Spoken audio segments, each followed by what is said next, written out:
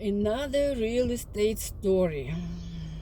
I'm just driving by the street where 2 years ago, or maybe 3, or maybe 4, my clients bought the property. Yes, it was about 3.5, 4 years ago. The way we got into that property was very, very interesting. What we did is I booked an appointment like usual, and I'm told no, not no possible, right? Not possible. And I kept telling the listing agent, I said, look, I'm seeing showing another 2 properties for my clients. I need to see it. He said it's Airbnb,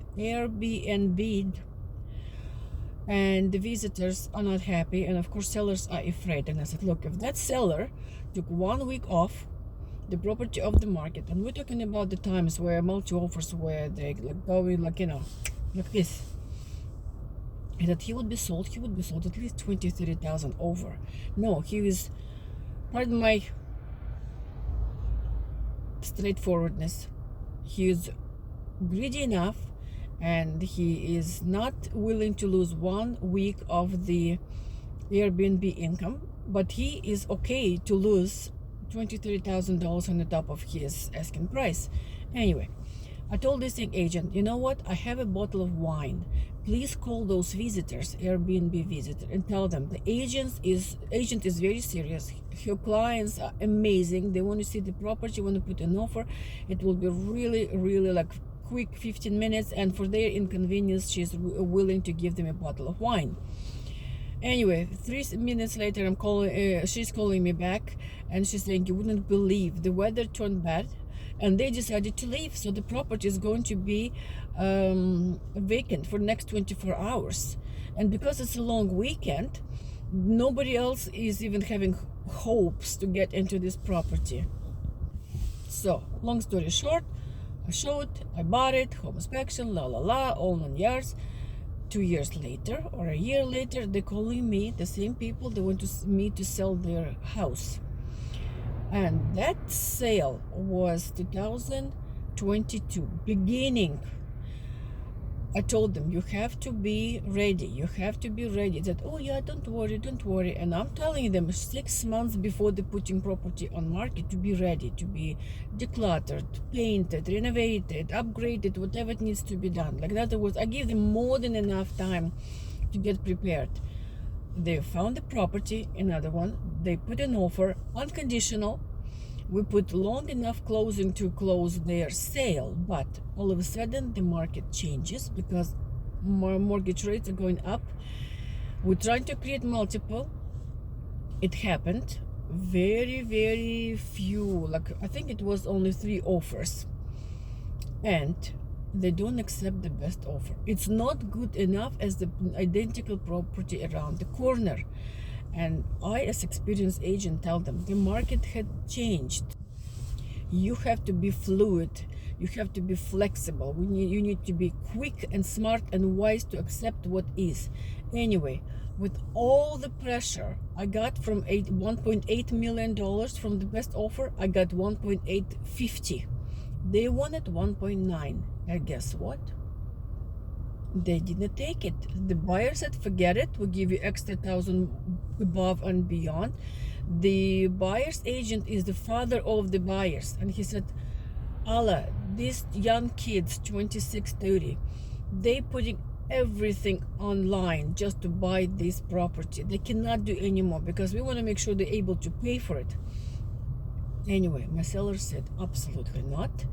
A month later, they tell me, you're not good enough, give us another, give us cancellation, which gives me lots of heartache. Literally, my heart was aching. And guess what? Who did they sell the property to? They sold it for the lowest offer, which was among those 3 offers during multi-offer situation. So now, the essence of the story is, if I were strong enough to convince them, or another people will call it pushy agent. Oh, pushy agent. If I was that pushy agent, probably I would push them into the sale. They would probably yap like how they missed $50,000. They wanted to sell 1.9 as a house around the corner, and they didn't because she didn't do a good job enough. But then the God or life or universe put them in spot, and they sold it. Instead of 1.850, they sold 1.6 and change. I don't remember exactly. So they lost, I think they lost either 210 or 230, because they had no choice. They had to close the next one. So whatever advices we realtors give people, they do listen, but sometimes it goes into one ear and coming out of the other ear. So the point I'm trying to make is, when your realtors, especially like me, 24 freaking years in business, gives you an advice, listen. If you have your doubts, which is absolutely normal, call other realtors, call the lawyers, call whoever you want to call the some guru or your mentor, your investment advisor. Make sure that advices we realtors give you, and these advices, they're just our blood and sweat and experience, and take it. So they lost not only money. My lady, she wanted to retire and she could not, because now they have a mortgage.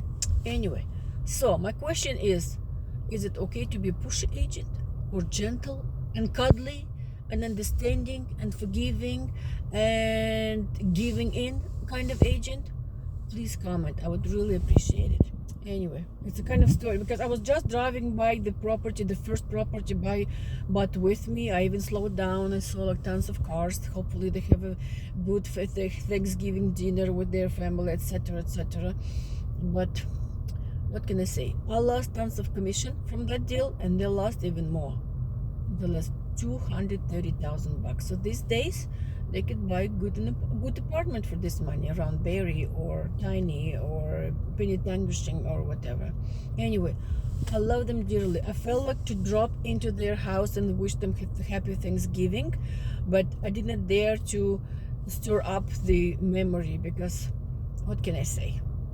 Not everybody is wise and strong enough to accept their mistakes. Lots of people, unfortunately, would still put it on my shoulder, as if I have not pushed them hard enough. Anyway, I love you all. Happy Thanksgiving. Lots of wisdom, lots of good, proper investments. I wish you tons of wealth and health and happiness, whatever you wanted, you only just dreaming about. I do wish you all that upon you. All the very, very best. It's Ala Chuko from Auto Realty, by the way. Ciao.